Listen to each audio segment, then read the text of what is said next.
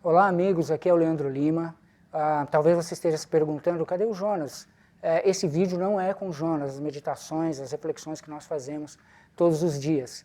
Na verdade, esse é um vídeo onde temos aqui um convidado especial. Mas antes de falar desse convidado, eu gostaria de agradecer vocês que têm participado aqui do nosso canal, assistindo todos os dias. Muitos de vocês eu sei que compartilham esses vídeos através do Facebook, WhatsApp e todas as mídias sociais. Somos muito gratos por vocês estarem participando. Como eu já falei várias vezes, esse canal é um espaço reservado para todos vocês que queiram, juntamente conosco, pregar o Evangelho. Então, esse trabalho não é só Leandro, Jonas, mas é de vocês também. Então, eu agradeço. Agora, eu queria passar a palavra para o Jonas, para falar para a gente aqui quem é esse convidado especial. Jonas. Pela primeira vez, nós vamos ter aqui no nosso canal, Espaço Reservado, um convidado muito especial. E ele é conhecido como Fala Sério Pastor. É uma pessoa muito simpática e nós tivemos aqui, nesta semana de setembro, essa última semana de setembro, uma semana de oração com ele. E nós não poderíamos deixar passar de fazer uma entrevista com ele, de poder aprender um pouquinho mais da palavra de Deus e conhecê-lo um pouquinho mais também. Pastor Eleazar Domene, correto? Exatamente, Excelência. Há quanto tempo você está aqui nos Estados Unidos? Vai fazer 1 ano e 10 meses agora. Uhum. E é mais fácil ser adventista lá no Brasil ou aqui nos Estados Unidos? Rapaz, agora você me pegou com essa pergunta, hein? Olha, Fala Sério, pastor, já começou assim a queimar roupa, não é? Às vezes a dificuldade faz com que nós nos aproximemos mais de Deus. Eu vejo que nesse país há muitas facilidades. As pessoas elas vêm para cá e muitos brasileiros são absortos mesmo, são absorvidos por esse país e parece que os Estados Unidos engolem quem chega, sabe? Eu venho aqui atrás de dinheiro, eu venho em busca de conseguir recursos para comprar alguma coisa lá no Brasil, para fazer, enfim, e acaba que a gente vai enfraquecendo na vida espiritual, tanta coisa para fazer, trabalho o tempo todo. Eu vejo que, às vezes, o sofrimento do brasileiro, em algum aspecto, ajuda mais ele a aproximar de Deus. Mas não nos enganemos, é difícil a gente, no mundo que a gente vive hoje, ser fiel a Deus. Eu acredito que tem sido um desafio em qualquer lugar. E que conselho o senhor daria para quem, nesse momento, está aguardando a volta de Jesus e às vezes ele fica assistindo mensagens aqui num canal, no outro canal, falando sobre o decreto dominical, sobre sétimo rei, alguma coisa nesse sentido? O que o senhor poderia dizer para a gente também? Bom, que Jesus Cristo está próximo de voltar, isso é um fato. As profecias apontam para a volta de Jesus. Nós entendemos pelos eventos que estamos vivenciando, Cristo realmente está perto de voltar. Só que quando eu olho para a história passada, eu percebo que esse era o discurso de todos os pioneiros. Na realidade, esse era o discurso do apóstolo Paulo, esse era o discurso de João, esse era o discurso de Pedro. João dizia bem assim: filhinhos, o anticristo está chegando. E aí a gente sabe que ele vai vir na última hora. E eu já sei que chegamos na última hora, porque o anticristo está aí, tá desviando as pessoas do caminho. Por isso sabemos, já é a última hora. Aí vai para o livro do Apocalipse, ele diz, citando as palavras de Jesus: cedo venho, venho sem demora. Paulo vai escrever sobre o assunto da volta de Jesus, ele diz: olha, eu não quero que vocês sejam ignorantes com respeito àqueles que dormem, porque o Senhor descerá do céu com a voz do arcanjo e a trombeta de Deus. Os que morrerem em Cristo ressuscitarão primeiro, depois nós, os vivos, os que ficarmos. Ou seja, Paulo já se incluía entre os vivos que estariam na volta de Jesus. Paulo morreu, João morreu, Pedro morreu, os apóstolos descansaram. Todos os nossos pioneiros já acreditavam: Jesus está voltando, Jesus está voltando. E essa deve ser a nossa temática. Jesus vai voltar. E eu tenho que estar preparado para a volta de Jesus hoje. Mas o foco de Cristo nunca foi quanto ao tempo. Jesus sempre foi muito claro em dizer: olha, daquele dia e hora ninguém sabe. Daquele dia e hora ninguém sabe. E ele instruiu os discípulos. Inclusive, na semana de oração aqui em Richmond, eu toquei talvez acho que foi na primeira ou na segunda mensagem, sobre este assunto, porque quando você vai em Mateus capítulo 24, os discípulos conversando com Jesus, eles veem a estrutura do templo, né, e mostram para Jesus, olha que templo fabuloso. Aí Jesus diz, está vendo tudo isso aí? Em verdade vos digo que não ficará pedra sobre pedra que não seja derribada. Os discípulos pensaram assim, para não ficar pedra sobre pedra é o fim do mundo. E aí ele já pergunta a Jesus no verso 3 do capítulo 24, dize-nos quando sucederão essas coisas, que sinal haverá da tua vinda e do fim do mundo? A pergunta dos discípulos era, quando? Quando? E quando indica tempo? E Jesus disse, olha, vocês vão ouvir falar de guerras, rumor de guerras, e terremotos, e fomes, e pestes, nação contra nação, tudo isso. Só que a gente foca no capítulo 24 e esquece que entra o capítulo 25, onde Jesus ele apresenta ali, já no final do capítulo 24, a parábola, uma parábola muito interessante, de um servo que deveria ser vigilante, a parábola dos 2 servos. Ele diz que aquele servo prudente, a partir do verso 45 do capítulo 24, ele diz, bem-aventurado é o servo que o Senhor achar vigiando quando ele vier, porque se ele deixa o servo para cuidar da casa, mas aquele servo for mau e negligente e disser, o meu Senhor tarde virá, o Senhor vai chegar, e ele começar a fazer, né, viver dissolutamente e beber com os bêbados, enfim, aquele Senhor do servo virá num tempo em que ele não sabe, numa hora em que ele não espera. Então, o foco de Jesus é, você não sabe o dia, esteja pronto, preparado. E ele termina dizendo exatamente isso. Vigiai, pois não sabeis o dia nem a hora que há de vir o Filho do Homem. Aí, na sequência, ele conta mais uma parábola, a parábola das 10 virgens, que nos mostra, em síntese, que nós devemos ter o Espírito Santo em nossa vida. Nós devemos buscar o Espírito Santo, que é o azeite de reserva, e era o que as virgens loucas não tinham. Depois ele conta mais uma parábola, que é a parábola dos talentos, dizendo, olha, você precisa usar os seus talentos para a obra do Senhor. Não enterre aquilo que Deus te deu. Então Jesus conta essas parábolas para dizer assim, estejam preparados, o Filho do Homem vai chegar. Você não sabe o dia e a hora, mas você precisa ficar pronto, preparado. Você acha que os discípulos entenderam? Não entenderam. Porque quando a gente chega em Atos, Jesus Cristo ressuscita, antes de ir para o céu, os discípulos chegam perto de Jesus e a pergunta que eles fazem, capítulo 1 do livro de Atos, os discípulos chegam no verso 6 e dizem assim, aqueles, pois, que haviam reunido que estavam ali reunidos, perguntaram, dizendo, Senhor, restaurarás tu neste tempo o reino de Israel? Eles estão preocupados com o tempo. Tempo. Sabe? É agora? Todos nós Gostamos disso, né? Quando? Quando? É agora? Morreu um papa, epa, agora. Aconteceu uma coisa num país tal, opa, é agora. E a gente fica nessa, desculpa, neurose, sabe? Aconteceu um negócio, é agora. Aconteceu uma outra coisa, é agora. E se você morrer hoje, não é agora? É agora. Então, a preocupação de Cristo nunca foi se morre o Papa A, se sobe no poder o Papa B, se tem 7 papas, 8, 10. Isso não é o mais importante. O importante, diante do aspecto que Cristo queria mostrar para os discípulos, a importância estava, você está preparado? E aí Cristo faz um resumo, eu acho lindo isso aqui, porque Cristo faz um resumo das parábolas que ele contou. Jesus chega no capítulo 1 do livro de Atos e diz assim, não vos pertence saber os tempos ou as estações que o Pai estabeleceu pelo seu próprio poder. Isso é a primeira parte da resposta aos discípulos. E isso é a primeira parábola lá, do servo mau e do servo bom, que não estava. Ele termina dizendo, vigiai, porque não sabeis o dia nem a hora que o Filho do Homem há de vir. Então ele diz, não vos compete saber os tempos ou as estações, mas recebereis o poder do Espírito Santo, a parábola das virgens, que há de vir sobre vós, e ser-me-eis testemunhas, a parábola dos talentos. Tanto em Jerusalém como na Judéia e até os confins da terra.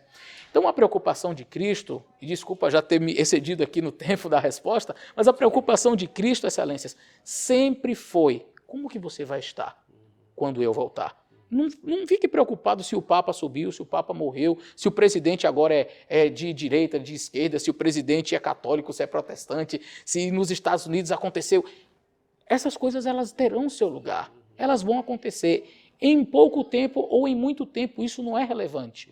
É importante eu saber os tempos em que vivemos? Claro, eu preciso estar antenado com as coisas, mas o meu foco deve estar em, primeiro, estar preparado para a volta de Jesus. Segundo, preparar uma geração para encontrar com Jesus usando os meus talentos.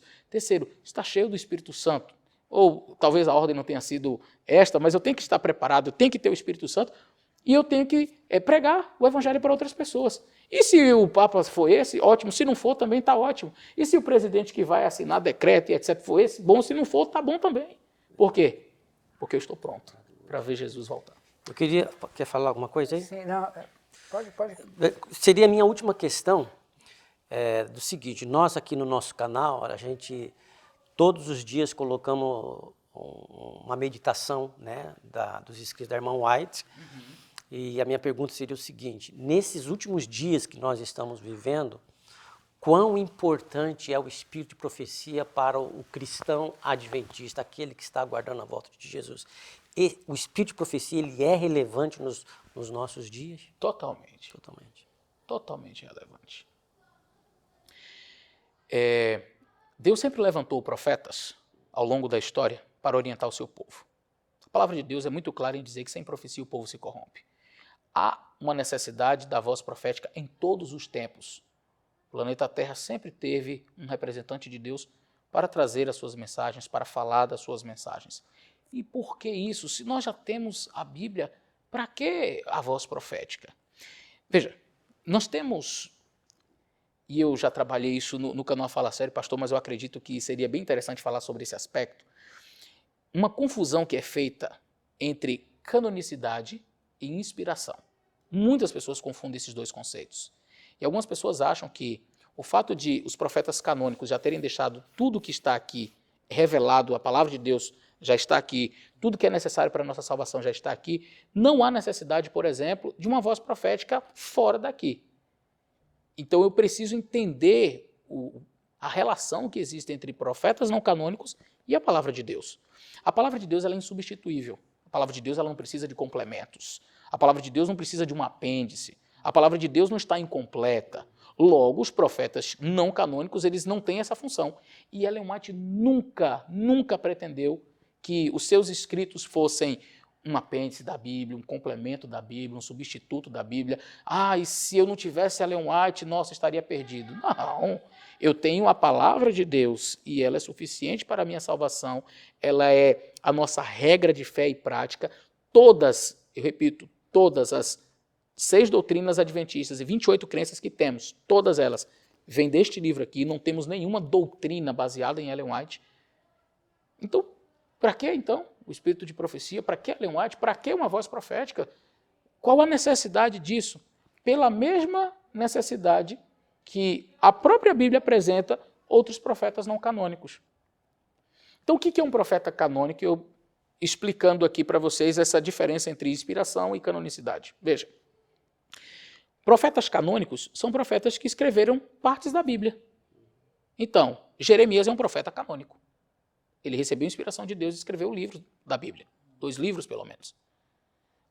Samuel é um profeta canônico. Moisés, um profeta canônico. Paulo, um profeta canônico. Mateus, profeta canônico. Lucas, um profeta canônico. Apesar da inspiração dele ser um pouco diferente da inspiração comum, que as pessoas imaginam que inspiração é assim, o profeta senta, olha para cima e Deus vai falando, só um minuto, Senhor, vírgula, ok, peraí, calma, eu estou copiando. Não foi assim.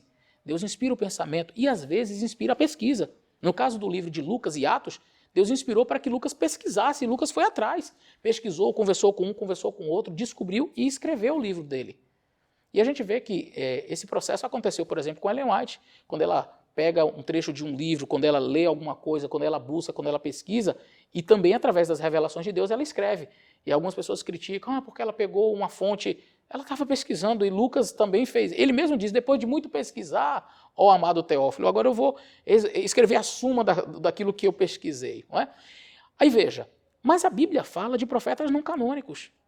Profeta Ágabo, profeta Ido, profeta Natã, profeta Elias, profeta João Batista, as 7 filhas de Filipe, Uda. Qual foi o livro que Uda escreveu? Me cita uma profecia das 7 filhas de Filipe. A Bíblia diz que elas eram profetisas. Mas me diz uma profecia que elas fizeram. Eu não sei. Mas se a Bíblia diz que elas eram profetisas, ora, só é profetiza quem profetiza. Só é profeta aquele que profetiza. Se a Bíblia chama essas meninas, eram 7, de profetisas, é porque elas em algum momento profetizaram. Mas a Bíblia não relata nenhuma profecia dela. Aí eu pergunto, qual a relevância das 7 filhas de Filipe? Alguém poderia dizer assim, não, já temos todo o Antigo Testamento, já temos parte talvez do Novo Testamento escrito, qual a necessidade de você estar falando? E coisas que nem compõem a Escritura Sagrada. Não temos uma profecia de Ido, talvez, de Ágabo. Ágabo predisse que haveria uma fome, se não me falha a memória. Mas nós temos esses homens que foram profetas de Deus e que não escreveram livros da Bíblia. Qual era a relevância deles para aquele tempo? Primeiro, eles traziam sempre a nação de Israel, o povo de Deus, de volta para a palavra. Então, olha, assim diz o Senhor, voltem-se para as profecias do Senhor. Então, eles levavam o povo de volta para a palavra. Mensagens que eles deram não compõem o cânon sagrado por uma razão. Deus entendeu que aquelas mensagens não seriam universais e aplicáveis a todo o período de tempo. Porque as mensagens que estão aqui, elas são mensagens universais, ou seja, ela é aplicável ao Brasil, aos Estados Unidos, ao Japão, a qualquer lugar do mundo. A Bíblia não faz distinção de povos, ela é aplicável a qualquer circunstância e ela ultrapassa o tempo. Mas existem, talvez, orientações proféticas que foram dadas para um contexto específico, para um tempo específico, para um povo específico. Então as profetisas filhas de Filipe falaram coisas que Deus não julgou necessário que compusesse a Bíblia. Se fosse necessário, estaria aqui as profecias delas. Mas não estão. Significa que elas falaram, pregaram, orientaram e o que elas fizeram teve o seu papel, sua relevância para aquele povo, para aquele período, para aquele momento na história, para aquela geografia. A mesma coisa eu posso dizer de Natan, de Ido e de outros. O profeta João Batista não escreveu nada, apesar de nós termos na Bíblia registrado as palavras dele por outro profeta. Mas ele não é um profeta canônico, ele é um profeta que é citado na Bíblia. Agora veja, eu falava de canonicidade e agora inspiração. Quando Deus vai inspirar Jeremias, Deus não diz assim, olha, Jeremias vai escrever um livro da Bíblia. Jeremias, uma inspiração desse tamanho para você que você vai escrever um livro da Bíblia. As filhas de Filipe, não, vocês vão falar umas coisas aí, mas não vai fazer parte da Bíblia. Então eu vou te dar uma inspiraçãozinha bem assim. Inspiração é inspiração. Não existe inspiração pequena e inspiração grande. Não existe uma inspiração especial e uma inspiração mais ou menos. Ou Deus inspira ou não inspira. Então nós entendemos que Ellen White está classificada dentro dos profetas não canônicos, cuja relevância é, primeiro, trazer o povo de volta para a Bíblia e trazer mensagens importantes para um tempo específico, para um povo específico. E aí eu fiz todo esse arrodeio, né, Excelência, para trazer a resposta à sua pergunta. Qual que é a relevância de Ellen White, então, para os tempos em que vivemos?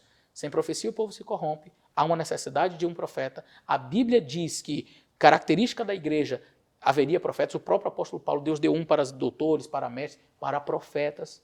Então, a igreja tem o dom da profecia, é necessário que haja esse dom.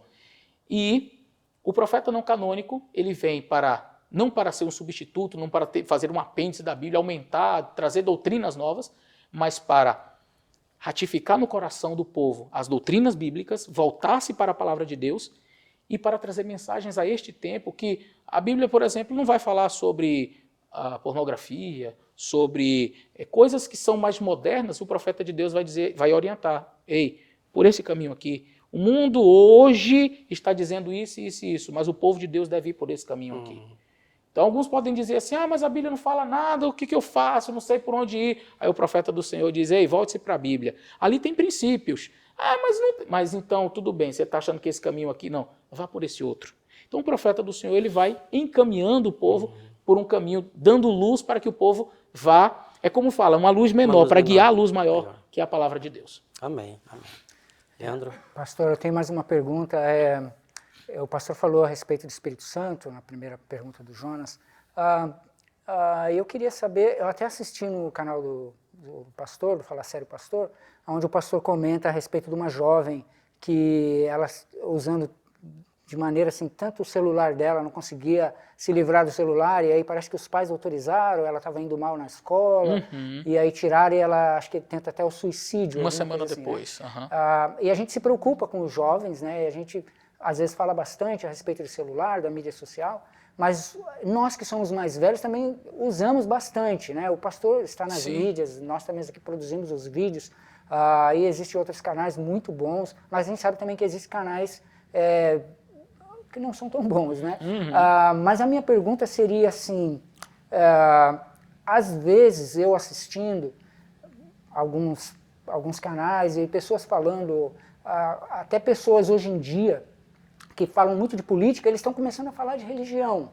E às vezes eu tenho uma impressão assim, será que o Espírito Santo está caindo já? Será que... O reavivamento está acontecendo? O reavivamento está acontecendo? Um reavivamento, como houve, acho que uns 4, 5 meses, né? Jovens aqui nos Estados Unidos Exato. se reuniram em praças. Nas universidades cristãs. Universidades e tal. Dias e dias.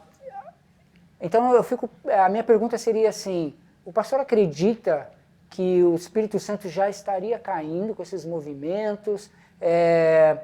Talvez, como uma pessoa me falou assim, eu tenho assistido muitas novelas que falam de bíblicas, né?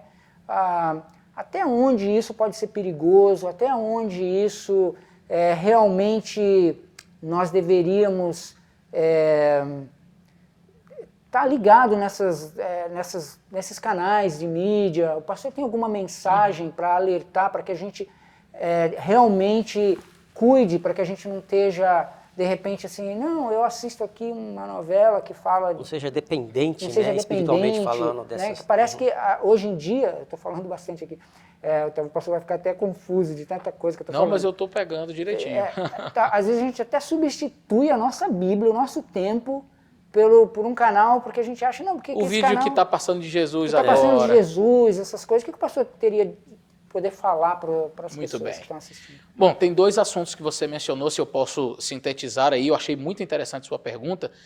São 2 temas bem importantes, e um seria a questão do reavivamento, ou seriam verdadeiros, seriam falsos, eles seriam motivados, por exemplo, por essa busca. A gente está vendo aí realmente atualmente um ressurgimento religioso, e a gente viu aí na Universidade... Augsburg? Não. Asbury. Isso. Yes, aquele reavivamento que teve, e um monte de gente orando e chorando. Bom, e aí? Aquilo vem de Deus, e aí o Espírito Santo sendo derramado, e agora? Como é que é, pastor? E a gente vai perceber que já havia profecias sobre este aspecto. Eu não quero aqui julgar o mérito da questão, no sentido de determinar se o assunto é verdadeiro ou não, por algumas razões. Primeiro, a experiência de quem vive um reavivamento ela é muito pessoal. Então é muito complicado eu chegar e dizer, você não teve um encontro com o Espírito Santo. Quem é você para dizer que o outro não teve um encontro com o Espírito Santo? Mas existem algumas evidências que ficam claras para mim, que ficam patentes, quanto a um verdadeiro reavivamento. O verdadeiro reavivamento ele vai produzir, inevitavelmente, uma coisa: reforma. Um reavivamento que não produz reforma não é um reavivamento. E uma reforma que é produzida sem um reavivamento também não é uma reforma, é tirania. E de vez em quando a gente vê uns membros da igreja querendo fazer reforma. Pode vestir isso, não pode vestir aquilo, não pode comer, pode fazer isso, pode fazer aquilo outro, tem que fazer assim. Ele começa a ser o regente da igreja, ele quer mandar em tudo como que tem que ser. Mas, na verdade, ele tem escondido um monte de coisas na vida, e é triste. Mas, ao mesmo tempo, a pessoa que vai no calor da emoção, todo mundo está indo para Asbury. E eu lembro que eu até fiquei com vontade de ir para filmar o fenômeno e ver de perto aquilo ali. Muita gente, foi gente do mundo inteiro. Gente veio de outros países, porque o fenômeno começou e não parava, e foi uma coisa natural. E aí as pessoas vinham, choravam e tal, e caíam diante do Senhor e aquela coisa. Até que ponto aquilo ali foi verdadeiro? Eu não sei. Eu não sei. Até que ponto não foi pura emoção? E pelo fato de ter ganhado repercussão na mídia, muita gente vai chegando, e a coisa meio que fica circular, rotativo. Sempre tem pessoas, então nunca para. E vem um, chora, vem o outro, se coloca na presença de Deus. E aí eu volto a dizer, eu não quero julgar o mérito de quem esteve ali e dizer que ele não teve encontro com Deus. Mas a pergunta, no geral, quais foram os resultados daquele reavivamento? Que reformas ele produziu? Porque houve grandes reavivamentos aqui nesse país. Houve grandes reavivamentos no passado que produziram muita coisa. Produziram muita coisa. É só você olhar para a história dos grandes avivamentos e dos grandes pregadores, e a gente olha, a gente tem o avivamento, e a gente tem aí anos na sequência de uma reforma extraordinária acontecendo. Acabou Asbury, eu não escuto nem falar mais de quem foi, o que aconteceu, a gente não sabe. E aí entra no segundo aspecto da sua pergunta. O que está motivando essa coisa, esse ressurgimento religioso nas mídias, em vídeo. Será que não está provocando isto? E aí eu vejo realmente, excelência, pessoas deixando de estudar a Bíblia porque, não, agora tem Chosen, então eu vou assistir The Chosen e, nossa, Jesus vai falar comigo. E aí eu não vou mais na igreja porque eu estou assistindo. Mas tem a novela do Moisés, a novela do José, a novela que está passando agora de Daniel, o Rick Lázaro, um monte de novela. Satanás ele tem trabalhado de maneira muito ativa para tentar desviar a nossa atenção dos últimos eventos, e eu acredito que ele pode inclusive usar novelas. Porque o que são novelas? Vamos para a essência. Se a novela, o filme, ou enfim, a apresentação, ela é fidedigna à palavra de Deus, ok. Eu tenho um material que é produzido sendo fiel estritamente ao que está escrito. Aí você tem um material sendo produzido cuja a importância, cuja ideia primordial é reproduzir o que está aqui. O que é uma novela? Ela faz tudo, menos isso. Então você pega 1 ou 2 versos da Bíblia que conta a história E faz a novela. Então. e aí você faz a novela. Aí a novela, toda novela tem que ter o casal que é apaixonado, a briga, a intriga, uma que quer fazer o mal do outro. E aí você cria personagens que não existem, nunca existiram. Cria situações que nunca existiram. E acaba confundindo. Eu vi outro dia uma pessoa, e isso aqui é hilário, mas uma pessoa falando de uma história bíblica, né? Não, porque Nefertiri não sei o quê, e ela fez e aconteceu, porque, na verdade, de Moisés e com tudo isso. Mas e onde você viu isso? Está na Bíblia. Não, isso não está na Bíblia. Não, porque ela fez assim, assado. Não, isso não está na Bíblia. Tem certeza? Vamos para a Bíblia aí. Não, isso é o que eu vi na novela. Então a novela, ela tem uma proposta. Ela precisa atrair sua atenção. Só que, via de regra, esse livro não atrai atenção. Esse livro, ele não é um livro que você olha e se sente, já fica apaixonado por ele. Você precisa estudar. E à medida em que você vai estudando, Deus vai falando com você, ele vai te transformando. E aí você passa a amar e até dar a vida por ele. Mas, olhando assim, você não se sente atraído.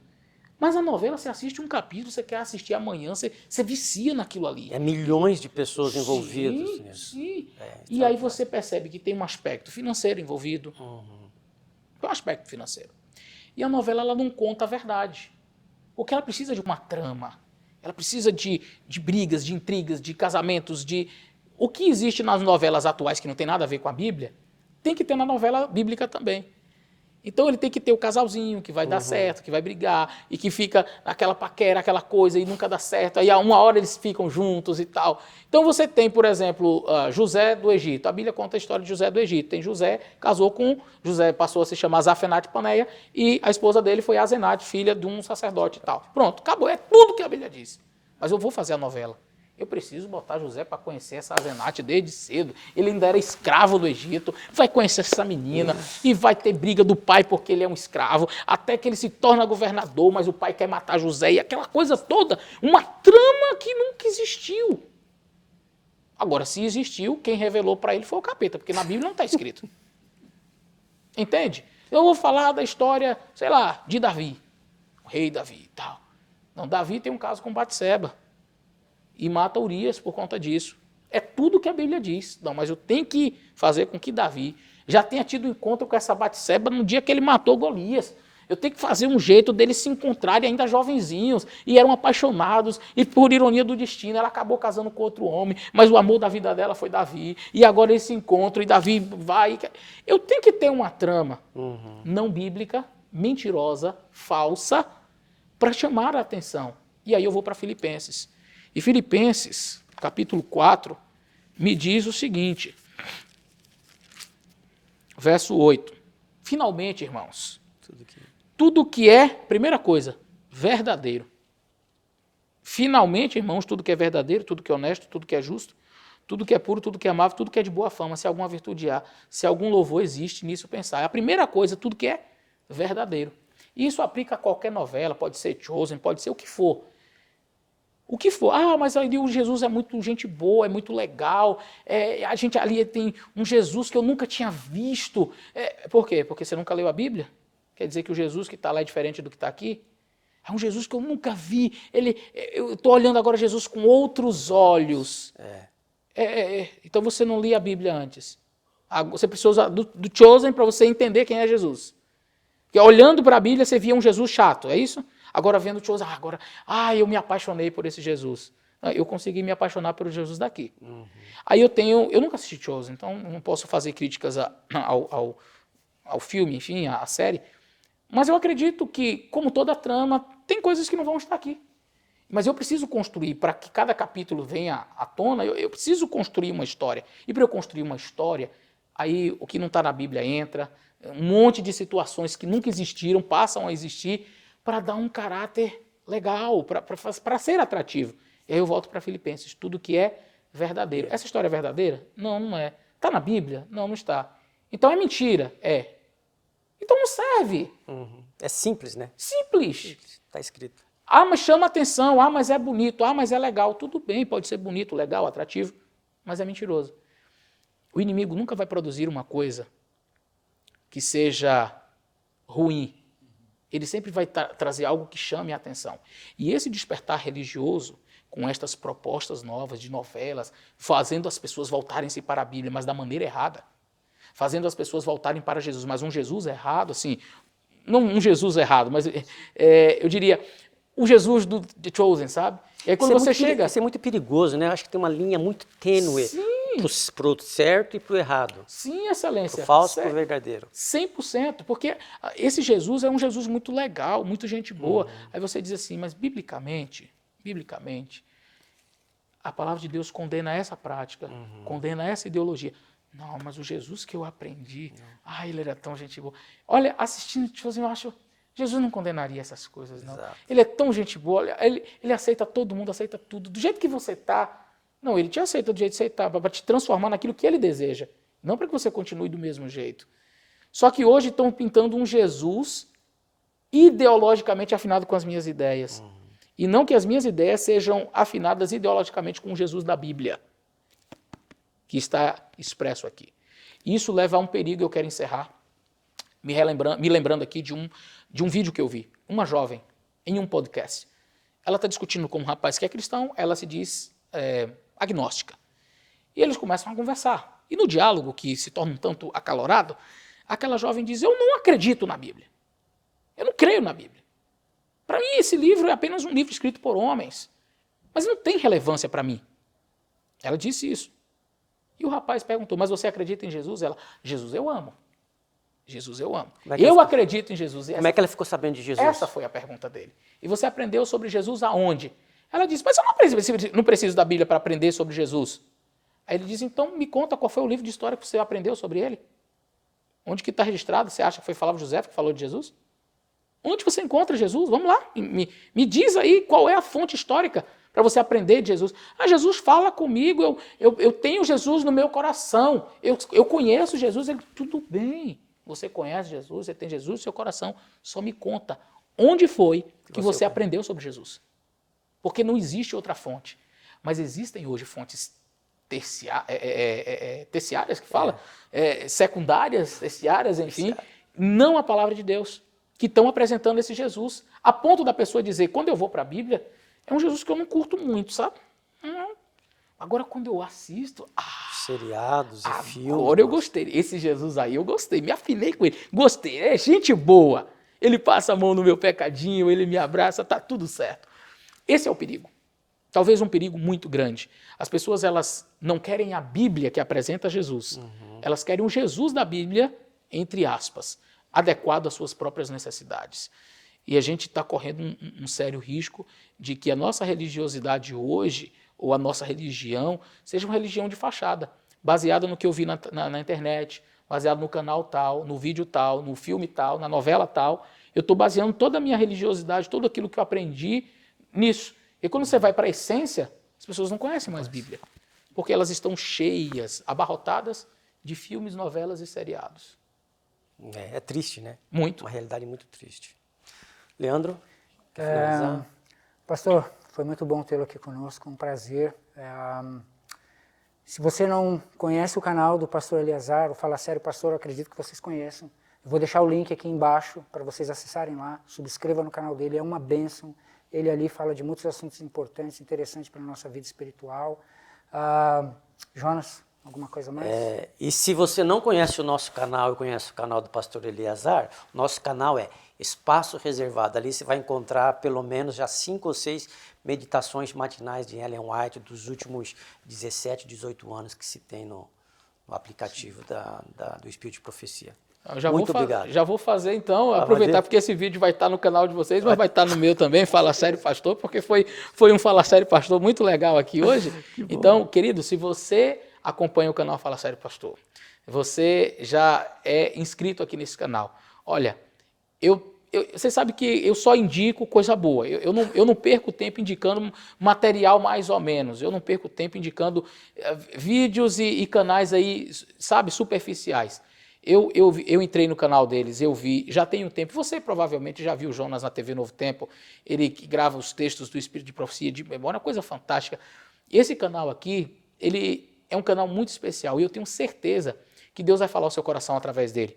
São mensagens diárias, porque tem canais que sabe, tem vídeos muito extensos, são vídeos curtos, diretos ao ponto. Você vai sair de manhã, está naquela pressa, está indo para o trabalho, bota ali, ouve a palavra de Deus, está chegando o dia cansado, coloca ali, escuta, assiste. Deus tem falado através destes servos dele aqui todos os dias. Então, eu já sou inscrito e eu quero dizer para você, se inscreva nesse canal também. Eu tenho certeza que vai ser uma bênção para a sua vida. Deus abençoe vocês. Valeu, um grande abraço. Até a próxima.